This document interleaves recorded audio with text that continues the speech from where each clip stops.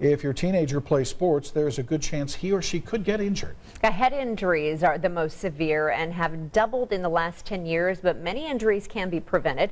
Sunrise reporter Chris Kirshner is live this morning with a sports survival guide. Good morning. Good morning, Joy. Yeah, I know when it comes to moms especially who have sons on the football team, the biggest concern you have is, oh my gosh, don't hit my kid too hard, because concussions are a big concern. And you know what? About 500,000 hospital visits a year are from high school injuries. All right, so we've got 4 different helmets here, and each one has a different inside, as you can see, a different way of protecting your child. So we want to find out, how do you know that your child is protected? So Dr. Tim Von Fang is kind enough to be here early with us, and he is actually the team physician at Marian University. So thanks, first of all, for being here. So we have 4 different helmets, and if you look at each one inside, they've all got a different inside. So how do you know which is best, or how do you know that your child is protected on the football field? It's a real common question that we get pretty much every day. I feel like I'm answering one of those questions.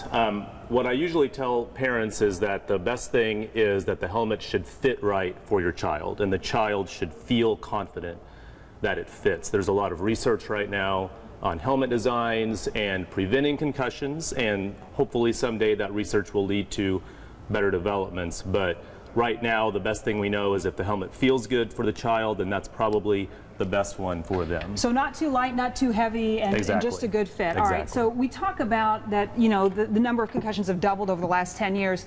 Actually, we're not seeing more concussions, we're seeing them reported more, and more kids are playing sports, right? I think that's the best way to put it.